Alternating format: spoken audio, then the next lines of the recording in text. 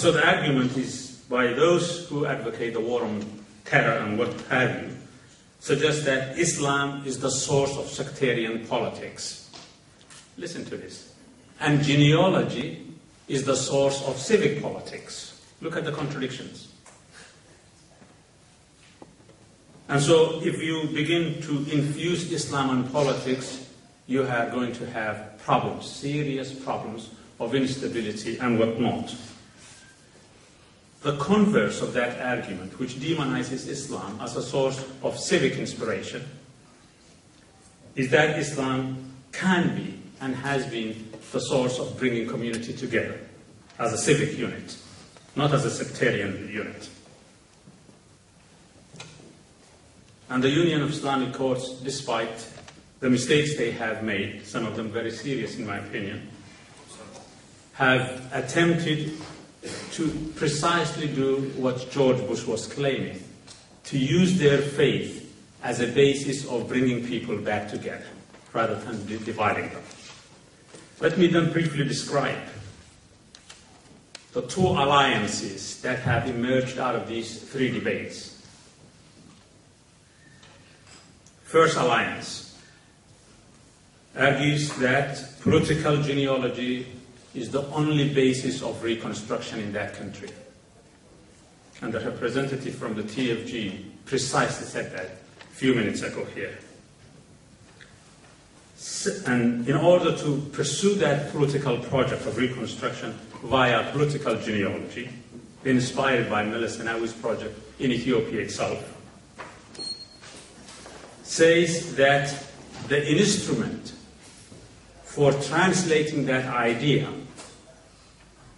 into practice, that instrument are the instruments of the war on terror, supporting the warlords, ensuring and endorsing the Ethiopian invasion of Somalia, and the bombing of nomads in the southwest of Somalia. So using the instruments of the war on terror to push the political genealogy in reconstructing Somali politics. And the enemy for this camp is Islam. Who are these actors who come together on this alliance? Very strange. Warlords, sectarian politicians, Western governments and Western organizations, including the United Nations and the African Union, all are implicated in that project. Very recently, the UN Special Representative to Somalia, Ambassador Fall, was speaking to a Canadian program which I listened to at night in Minnesota, called As It Happens. And Ambassador Fall told the interviewer that they cannot ask Ethiopia to withdraw because Ethiopia is preventing a civil war. I don't know where Mr. Fall lives and gets his ideas. The displacement of 450,000 people, the destruction of 1/3 of the capital city of that country by the bombardment of Ethiopian planes and their artillery, and the killing of at least 2,000 people in Mogadishu, plus the death of at least another 5,000 people from the desperation in the bush. If that's not civil war, I don't know what is. So that's the camp that we're talking about. The second camp that has emerged out of this project, or alliance, are those who advocate civic politics as the basis of social and political reconstruction of the country. I have run out of time. And so their argument is that civic politics, or bringing communities together rather than dividing them on the basis of genealogy, is the way to reconstruct. And Islam can be and has been an instrument for realizing that, and that the terror or the war on terror and the warlords are the enemy. That's one camp. Who are these? Legitimate business community. And by the way, some of the biggest business people in Mogadishu have been sequestered to come to Addis Ababa on a regular basis. The telecom people and some of the major businesses go to Addis Ababa forcefully, week after week, and are paying ransom to the Ethiopian government and the TFG to the tune of $50,000 monthly to the TFG without a receipt. What are the competing agendas? I'm sorry. And so legitimate business people, civics, Islamic court movement are the camp here, if you like. And there are no international package. There's no United Nations for them. There's no African Union for them, and so on and so forth. They are the lonely soldiers. But certainly they have the sympathies of the Somali people, I can assure you of that. What are the competing agendas then that's emerging out of this mess? What's the American agenda? The terrible memory of 1993 haunts the United States, and certainly the administration, if you like. The bombing of the US embassies in 1998 in Dar es Salaam and Nairobi, and their assumption that to make sure that nothing like that ever happens again, we have to hem in Somalia. It doesn't matter who controls Somalia, it doesn't matter what it means to the Somali people. That's why Assistant Secretary of State Jendai Fraser will go to Baidawa at the height of the killing in Mogadishu and said no word about the destruction of that city and the displacement of its people.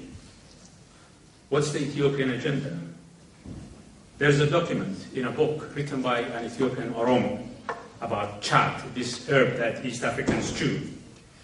And in there, he situates a document by the government of Ethiopia in the early part of the 1960s, to be precise, 1961, where the government of Ethiopia is on record to say, and you have to forgive me if I sort of extract 2 more minutes from you, says that we must ensure as the government of Ethiopia that Chad is spread into all populations in Somalia so that they can become literally addicts and will never be able to organize a force that can challenge the dominance of Ethiopia in the region. This is by an Ethiopian, not by me. I can give you the citation later on. Secondly, Emperor Haile Selassie. There was a gentleman today who was talking about the 5-star, the 5-pointed star in 1960 and the Constitution. Haile Selassie goes to Qabri Dahara in 1954. And the British began to complain about this when they were governing the north part of the country, what's called Somaliland presently. And was trying to tell the British and the Italians that they should not allow the Somalis in the north and the south to legitimately decide on their own terms to unify and become a country alone. And he even went to the extent, the Ethiopian government went to the extent of trying to convince the Soviet Union to use its veto power in the United Nations to ensure that a united Somalia does not become a member of the United Nations. That's where the beginning is.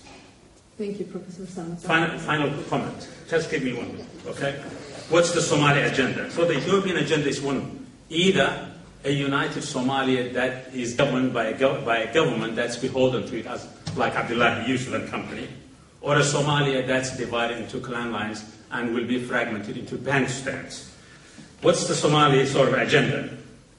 Weak as it is. As I said, the civics, the Islamic courts, and others are talking about a unified Somalia where there is no 4.5, where there are no clans, but there is common citizenship.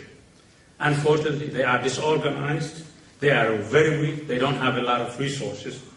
That's what we see in Somalia, and that's the product of the struggles over the last 20 years, if you like, and the way in which international terrorism by the United States government, my own government, and Ethiopia has produced a Somalia that can become a crisis, not only for Somalia itself, but for the entire region. Thank you very much.